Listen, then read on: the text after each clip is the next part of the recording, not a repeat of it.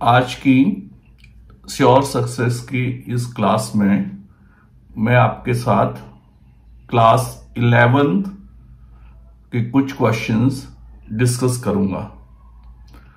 मेरा जो पहला क्वेश्चन है वो है कि हमें एक इक्वेशन दी गई है और हमें डायमेंशनल फॉर्मूला ढूंढनी है।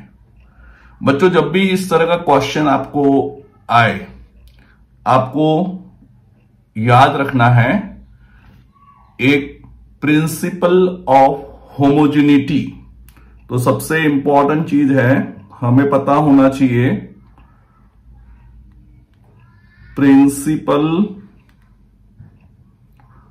Of homogeneity. बच्चों, ये प्रिंसिपल बहुत सिंपल है। इसमें सिर्फ आपको ये चीज ध्यान रखनी है, only those physical quantities can be added और subtracted which are dimensionally same और which have the same dimension. मतलब हम यहां पर ये कहते हैं कि हम उन्हीं क्वांटिटीज को प्लस कर सकते हैं या माइनस कर सकते हैं जिनका डायमेंशन क्या होता है, सेम होता है।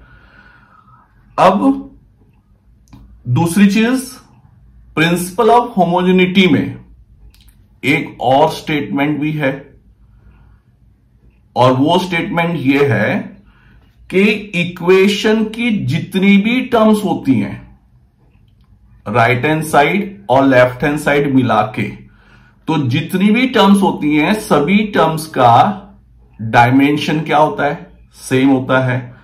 तो हम प्रिंसिपल ऑफ होमोजेनिटी को दो तरह से याद रखेंगे।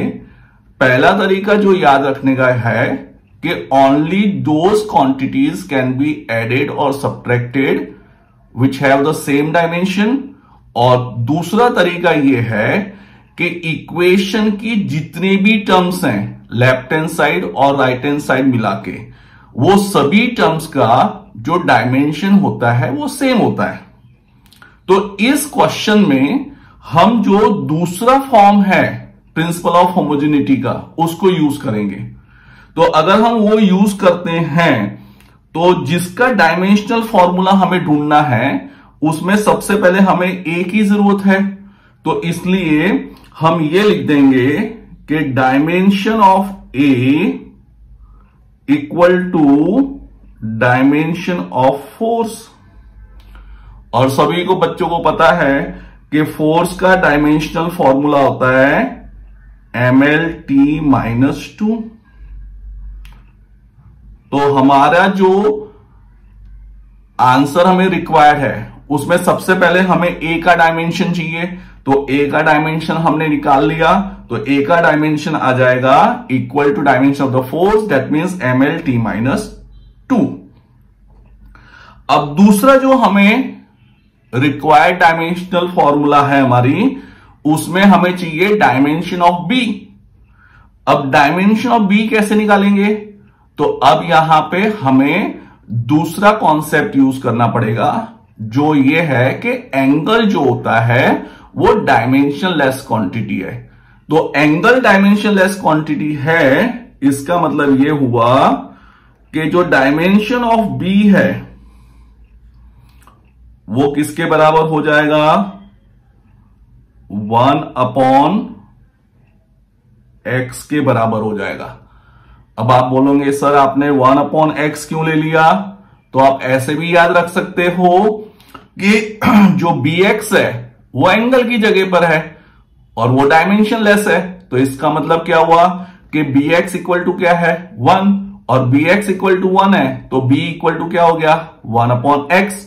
और क्वेश्चन में हमें दिया हुआ है कि x क्या है, डिस्प्लेसमेंट, तो इसलिए इसका आंसर आ गया l-1।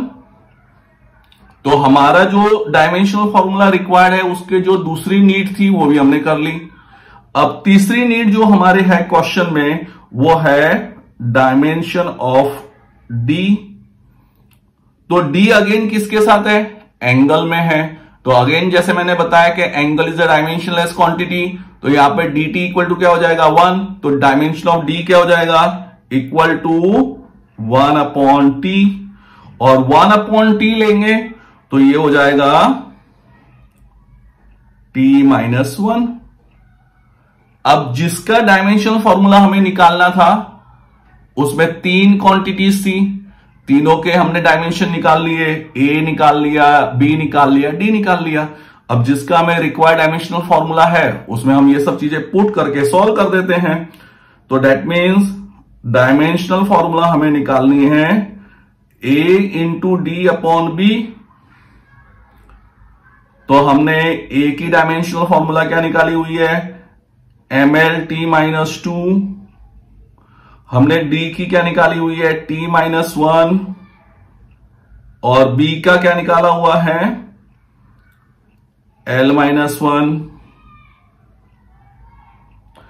अब इसको हम सॉल्व करते हैं, तो l-1 जब ऊपर जाएगा तो वो प्लस हो जाएगा, इसलिए आ जाएगा m(l²), और -2 और -1 प्रोडक्ट में है तो वो हो जाएगा t-3।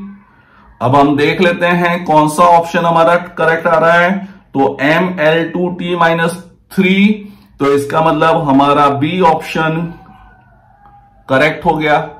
तो इस तरह से बच्चे ये क्वेश्चन हम बड़े आराम से कर सकते हैं। इसमें आपको सिर्फ प्रिंसिपल ऑफ होमोजेनिटी याद रखना है और दूसरा याद रखना है कि जो एंगल होता है वो डायमेंशनलेस क्वांटिटी है।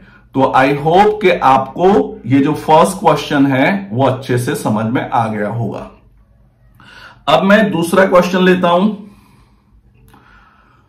दूसरे क्वेश्चन में अगेन इक्वेशन दी हुई है और ये क्वेश्चन बहुत इजी है। इसमें अगेन हमें प्रिंसिपल ऑफ होमोजेनिटी यूज करना है, लेकिन इस क्वेश्चन में हम प्रिंसिपल ऑफ होमोजेनिटी का जो फर्स्ट स्टेटमेंट मैंने बताया था वो यूज करेंगे कि only those quantities can be added और subtracted which have the same dimension. अगर वो रूल हम यहां पे फॉलो करते हैं तो हमें इजीली पता चलता है कि जो P का डायमेंशन है वो किसके बराबर होगा, a/v² के बराबर होगा। और यहां से हमें इजीली पता चल रहा है कि जो a है उसका डायमेंशन किसके बराबर होगा, pv² के बराबर होगा। उसी तरह से अगर हम दूसरी बात करें तो v - b इक्वेशन में दिया हुआ है, इसका मतलब यह हो गया कि dimension of v equal to dimension of b। अब आपको क्वेश्चन में क्या दिया हुआ है, आपको किसका डायमेंशन ढूंढना है, आपको ढूंढना है a/b का डायमेंशन। तो a का डायमेंशन है pv² और b का डायमेंशन है v।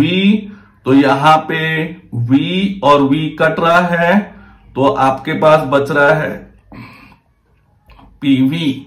इसका मतलब क्या हुआ कि जो a/b है उसका डायमेंशन pv के बराबर है। तो अगर pv के बराबर है तो हम देख पा रहे हैं कौन सा ऑप्शन हमारा सही है, हमारा ऑप्शन सी सही है।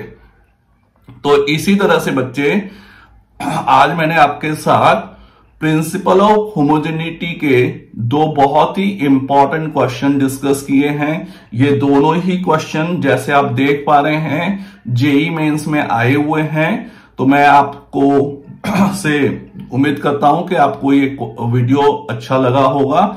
अगर आपको ये वीडियो अच्छा लगा है तो सब्सक्राइब जरूर कीजिए। Thank you.